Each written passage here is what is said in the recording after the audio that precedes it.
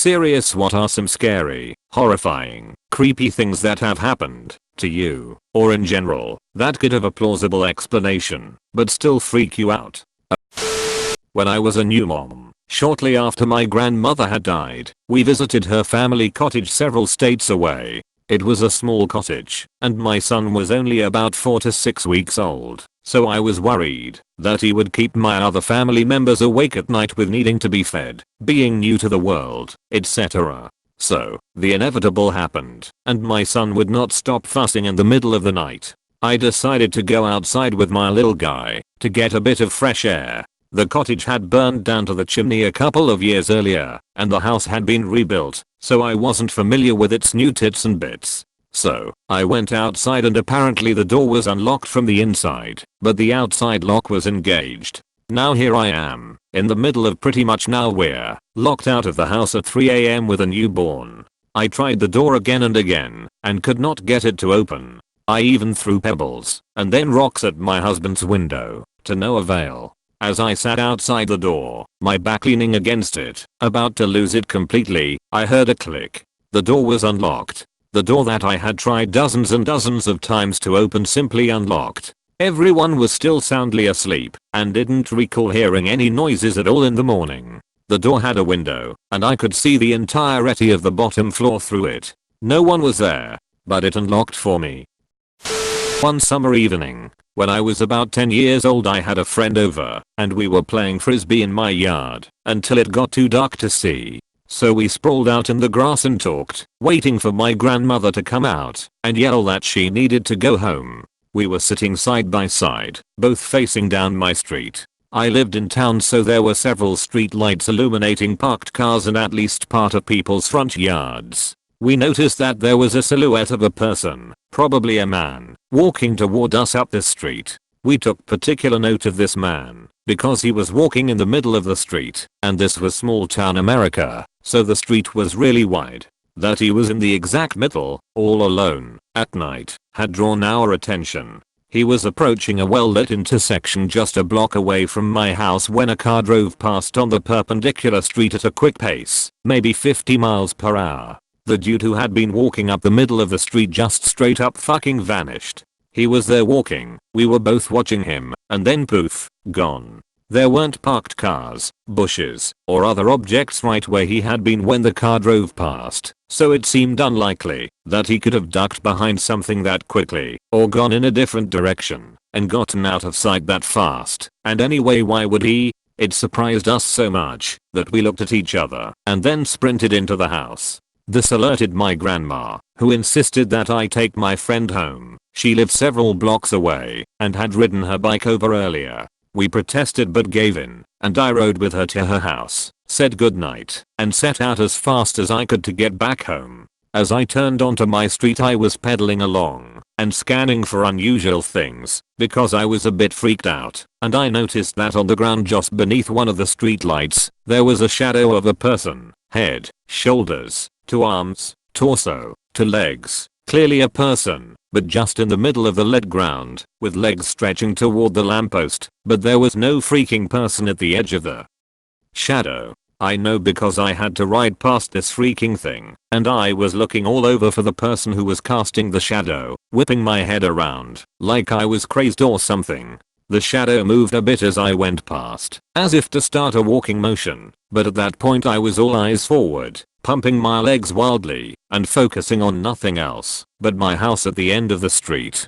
I made it home, just left my bike in the driveway, and bolted inside. I thought about what I had seen that evening, but I have only my memory, and my friend's memory of a part of it, and nothing else to go off of. I never saw events like this again, so who knows? Just my imagination, maybe. Mine was more of a collection of things, rather than one happening. The house I grew up in appeared to have something paranormal going on. It had your typical ghostly stuff, doors opening by themselves, sinks turning on, footsteps up and down the hallway, items would go missing and reappear. There were a few incidents that were really interesting. It was about midnight, and I was sleeping. Suddenly my stereo, this is the 90s, turned on full blast. When I got up and shut it off, I realized it wasn't plugged in. Was reading in bed facing the wall and suddenly my whole body slightly rolled, like it would if someone sat next to you on box springs. Asked my sister what she wanted. No reply. Mom? No reply. By this point the hair on my neck was standing on end. I was only about 10 and way too scared to roll over and look. Ended up falling asleep with the light on facing the wall. The most interesting one was the time we all left the house, and when we returned the kitchen chairs were all tilted backwards and balancing on their back legs. It was some straight up poltergeist shit. I ran to get my camera, but it scared my mom so bad she immediately propped them back upright and refused to talk about it. When I was around 10, my older brother, his friend and I used to hang out in the forest near our friend's house. One day as we were going back home on the dirt road connecting the forest to his house, my brother tells me, "Look behind you, but don't make a noise, something is following us." Now, my older brother was always one to invent stuff, so at first I didn't believe him at all, but I turned around anyways. My heart froze instantly. At the forest edge, around 30m/100 foot away, I saw a sort of animal that looked a bit like a deer, but standing on its hind legs like a human next to a tree, looking in our direction. My brother's friend saw it too and obviously we all freaked out. We began collecting rocks and branches to defend ourselves, and they put me in the middle of our little formation. We went back as quickly as possible, often looking behind us, but it didn't follow us or leave the forest. When we arrived we began to nervously talk about what we had seen. At this point we began to exaggerate, saying it had fangs and red eyes, but I still remember what I really saw and it really scared me for a while. What we saw was not super close to us, so it could have been a weird tree optic illusion and my brother trying to scare me, I guess, but we never went back after this. I'll always take the chance to retell this one. Me and my friends were fresh out of high school and we wanted to go on a camping trip. A couple of weeks before the trip I had a dream that I was driving down a hill towards a lake. Suddenly I came across a curve in the road that was obscured by the plant life. I was going too fast and ended up rolling down the hillside and landing in the lake, where me and one of my friends began to drown. At this point I wake up in a panic and do my best to write it off as anxiety. Fast forward 2 weeks, me and a friend are driving to the campground, and we turn into the campground and see the exact fucking road from my dream. Being reasonably freaked the fuck out, I slow down, and, sure enough, there's a sharp, hidden turn in the road I would have missed if I hadn't slowed down. When I was in high school back in 2007, I was home alone and doing my homework online. Suddenly I felt someone standing behind me and blowing their breath on the back of my neck. When I turned back, nobody was behind me.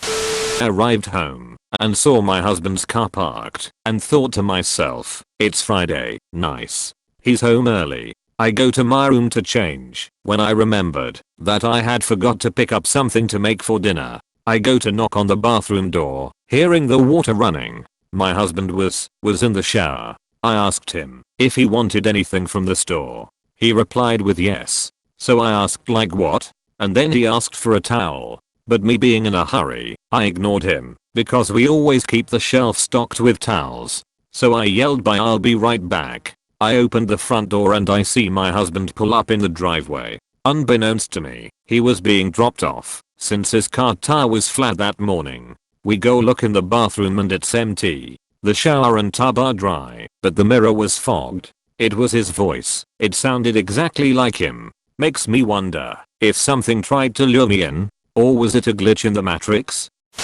I have a twin sister, and although I don't recall this specific story, my mom does. When we were about 2, my sister had to have her stomach pumped. My dad was with her, and I was home with my mom. She was changing my diaper when I began to cry out in pain. My mom checked me over, but didn't see anything that would have caused me pain. She noted the time and finished changing me. A few minutes later my dad called to let me know the tube had been taken out. She asked what time, and it was exactly the time I had begun crying. Another time when we were in high school, I was sat at my lunch table with friends when my sister's teacher approached me and asked if my sister was feeling okay because she hadn't been in class. We never cut class, and she had been on the bus that morning with me. My immediate response was, she went home with a fever. I truly had no way of knowing this as we literally never crossed paths in school. 2,100 students. It turned out to be true. The way I just said it without hesitating still unnerves me.